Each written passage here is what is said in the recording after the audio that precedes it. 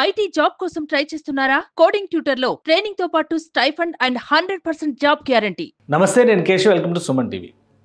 ఆంధ్రప్రదేశ్లో వరద బీభత్సం, వర్ష బీభత్సం చూస్తూనే ఉన్నాం. కానీ దీనిలో ప్రధానంగా ఇబ్బందులు ఎదుర్కొంటుంది విజయవాడ మహానగరం.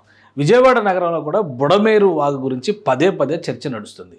పొరుగున అంత పెద్ద కృష్ణానది ప్రవహిస్తుంటే కృష్ణానదితో లేని ముప్పు బుడమేరు నుంచి ఎందుకు వస్తుంది? అసలు ఈ బుడమేరు అనేది నది, కాలువ ఏంటి అసలు అనే విషయాన్ని ఒకసారి విశ్లేషించేటువంటి ప్రయత్నం చేద్దాం. విజయవాడ నగరానికి అతి సమీపంలో అంటే మైలవరం పరిసర ప్రాంతాల్లో వాస్తవానికి ఈస్టర్న్ ఘాట్స్ అంటే తూర్పు కరుమల పరిస్థితి ప్రాంతంగా చెప్పుకునేటువంటి ప్రదేశాల్లో చిన్న చిన్న వాగులు, వంకలు పుట్టాయి.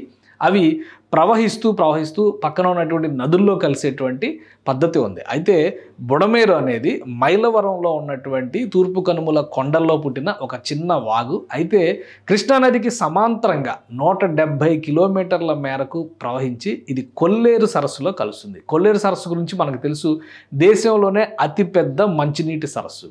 సో ఇంత మంచినీటి సరస్సు ఇంత పెద్దగా ఏర్పడడానికి కారణం ఏంటంటే బుడమేరు లాంటి అనేక వాగులు కొల్లేరులోకి తమ నీటి వనరుల్ని తీసుకెళ్ళడం. ఇవి నేరుగా ఏ నదిలోకి కలవకుండా, ఎందుకంటే ఉదాహరణకి పాలేరు, మున్నేరు లాంటి ఖమ్మం జిల్లా, వరంగల్ జిల్లా అడవుల్లో పుట్టినటువంటి నదులు ప్రవహిస్తూ కృష్ణానదిలో కలిసేటువంటి పద్ధతి ఉంది. కానీ బుడమేరు మాత్రం కృష్ణానదికి సమాంతరంగా ప్రవహిస్తూ వెళ్ళేటువంటి చిన్న వాగు. కానీ ఇక్కడ కూడా రోజుకి 10,000 క్యూసిక్లు నీటిని తీసుకెళ్ళగలిగేటువంటి ఒక డైవర్షన్ స్కీమ్ని గతంలో ప్రభుత్వం ఏర్పాటు చేసింది. దీనికి ప్రధానమైనటువంటి కారణం ఏంటంటే పోలవరం ప్రాజెక్టు నిర్మాణం.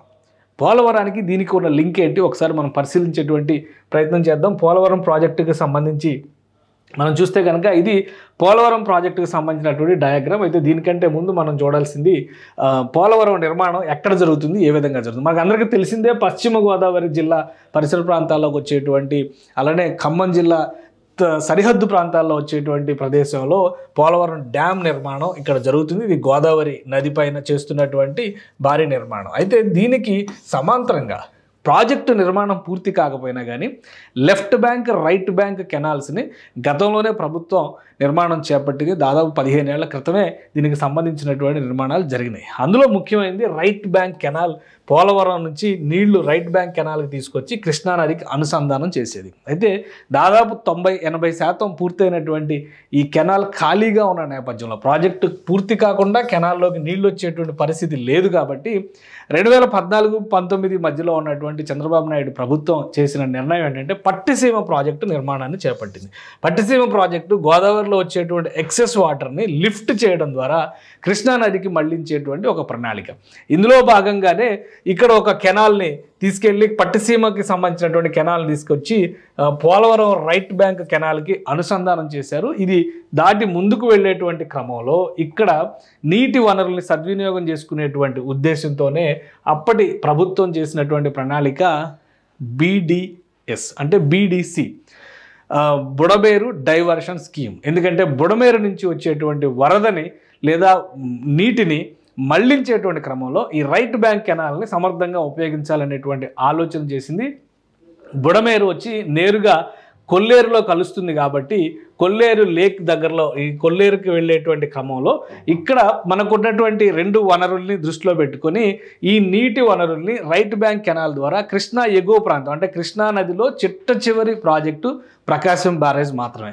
ప్రకాశం బ్యారేజ్కి సంబంధించి ఎగువ ప్రాంతంలో నీటి మళ్లింపు జరిగే విధంగా అధికారులు ప్రణాళికను సిద్ధం చేశారు. అదే క్రమంలో ఇది బుడమేరు నది ప్రవాహం ఉంటే దీని కాలువ ఇలా కదిలి ఇలా వస్తూ కింద దిగువన ఉన్నటువంటి కొల్లేరులోకి వెళ్ళేటువంటి కాలువ. అలానే కొల్లేరులో ఏలేరు, రామలేరు ఇటువంటి ఏర్లు అనేకం కలుస్తూ ఉంటాయి. సో అందుకనే ఇది మంచినీటి సరస్సుగా, అతిపెద్ద మంచినీటి సరస్సుగా ఏర్పడింది. అలానే ఈ పరిసర ప్రాంతాలన్నీ కూడా కృష్ణా డెల్టా పరిధిలోకి వచ్చేటువంటి ప్రదేశాలు. సో దీన్ని దృష్టిలో పెట్టుకొని బుడమేరు వరదని సద్వినియోగం చేసేటువంటి ఉద్దేశంతో పోలవరం రైట్ బ్యాంక్ కెనాల్కి అనుసంధానిస్తూ ఈ డైవర్షన్ స్కీమ్ని గతంలో ప్రభుత్వం అమలు చేసింది. అయితే ఇప్పుడు వచ్చినటువంటి సమస్య ఏంటి అనే దాన్ని ఒక్కసారి మనం పరిశీలించుద్దాం. వాస్తవానికి విజయవాడ నగరానికి కేవలం కూతవేటు దూరంలో ఈ బుడమేరు నది ప్రవహిస్తూ ఉంటుంది. బుడమేరు నది కవరేజ్లోకి వచ్చేటువంటి ప్రదేశాలన్నీ కూడా ఇప్పుడు నీట మునిగినటువంటి ప్రదేశాలే. ఇవన్నీ కూడా ఇటు పాయకాపురం, అలానే అజిత్ సింగ్ నగర్ అనేటువంటి పేరు మనం చాలా క్లియర్గా వింటున్నాం. అలానే పాయకాపురం, ఈ రెండు ఈ రెండు ప్రాంతాలే విజయవాడ నగరానికి సంబంధించినటువంటి విస్తరణ రూపం. ఎందుకంటే విజయవాడ నగరం పూర్తిగా కృష్ణానదిని ఆనుకుని అభివృద్ధి చెందినటువంటి నగరం. దానికి కొంత దూరంగా అంటే శివారు ప్రాంతాలుగా ఇవన్నీ కూడా అభివృద్ధి చెందినటువంటివి దేవీ నగరు, అలానే ఇక్కడ ఉన్నటువంటి అజిత్ సింగ్ నగరు, పాయకాపురం, ప్రకాష్ నగరు, ఇవన్నీ కూడా దానికి అనుసంధానంగా అభివృద్ధి చెందినటువంటి నగరాలు. ఇక్కడ బుడమేరు నుంచి వెళ్ళేటువంటి నదికి సంబంధించి పూర్తి స్థాయిలో ఆక్రమణలు జరగడం, కాలువల నిర్వహణ విషయంలో, మెయింటెనెన్స్ విషయంలో గత ప్రభుత్వం 5 ఏళ్లలో సరైన జాగ్రత్తలు తీసుకోకపోవడం, ఈ రెండింటి పర్యవసానంగా నది పూర్తిగా ప్రవహిస్తూ కాలనీల మీదకి వచ్చింది. ఎక్కడైతే ఆక్రమణలు ఎక్కువ జరిగినాయో అవన్నీ కూడా నీట మునిగినటువంటి పరిస్థితి ఉంది. మొత్తం 170 కిలోమీటర్ల మేర ప్రవహిస్తున్నటువంటి ఈ నదికి సంబంధించినటువంటి ఒక స్పష్టత ఇప్పటికీ కూడా అధికార యంత్రాంగం సరైనటువంటి రీతిలో తీసుకోని పరిస్థితి ఉంది. దానికి ప్రధానమైనటువంటి కారణం ఇక్కడ మనం గమనిస్తే కనుక మైలవరం ప్రాంతం కొండపల్లి అటవీ క్షేత్రాలకు దగ్గరలో ఉండేటువంటి ప్రదేశంలోనే బుడమేరు నది పుడుతుంది. అక్కడి నుంచి 170 కిలోమీటర్లు ప్రవహించి కొల్లేరులో కలుస్తుంది.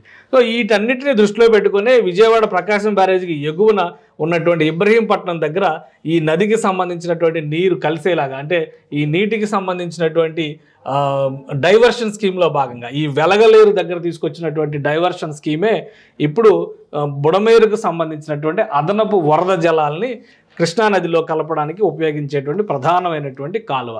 ఈ కాలువకి సంబంధించినటువంటి నిర్వహణ ఒకవైపు, మరోవైపు నుంచి చూస్తే ఎగువ నుంచి వస్తున్నటువంటి భారీ వరదలు, వీటన్నిటి వలన విజయవాడ నగరం పూర్తిగా నీట మునిగినటువంటి పరిస్థితి. కృష్ణా నదికి సంబంధించి రిటైనింగ్ వాల్స్ నిర్మాణం పూర్తి కావడం అనేది విజయవాడ వాసులకి అతిపెద్ద ఉపశమనంగా మనం భావించాల్సి ఉంటుంది. అందుకనే కృష్ణా నది కరకట్టలను దాటి నీరు ఊళ్ళ మీదకి రాలేదు. కానీ బుడమేరుకు సంబంధించినటువంటి కాలువగట్లు, కరకట్టలు అన్నీ కూడా ఆక్రమణలకి గురి కావడం, దాని నిర్వహణ లోపం, ప్రధానంగా అక్కడ సిల్ట్ వేసేసినటువంటి పరిస్థితుల్లో నీరు పూర్తిగా కాలనీల మీదకి వచ్చింది. దీనివల్లనే బుడమేరు ఉగ్రరూపం, బుడమేరు విజయవాడకి దుఃఖదాయని అనేటువంటి మాటల్ని వినాల్సినటువంటి పరిస్థితి వస్తుంది. విజయవాడ నగరంలో వరద ముంపు బారిన పడినటువంటి మొత్తం భూభాగంలో దాదాపు 40% ఈ పరిధిలోనే ఉన్నాయి.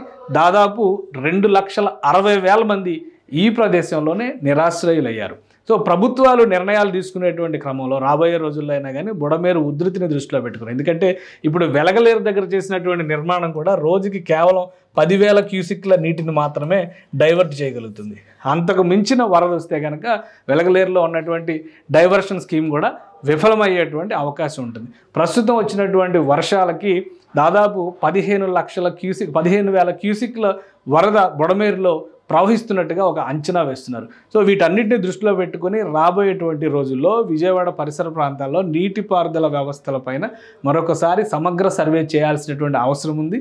లేదంటే భారీ వర్షాలు, తుఫానుల ప్రభావం ఎక్కువగా ఉండేటువంటి ఈ ప్రాంతంలో మళ్ళీ ఈ నగరం మునగక తప్పని పరిస్థితి ఏర్పడినా ఆశ్చర్యపోవాల్సినటువంటి అవసరం లేదు. సుమన్ టీవీలో మీ పర్సనల్ అండ్ బిజినెస్ ప్రమోషన్స్ కోసం కింది నెంబర్కి కాంటాక్ట్ చేయండి.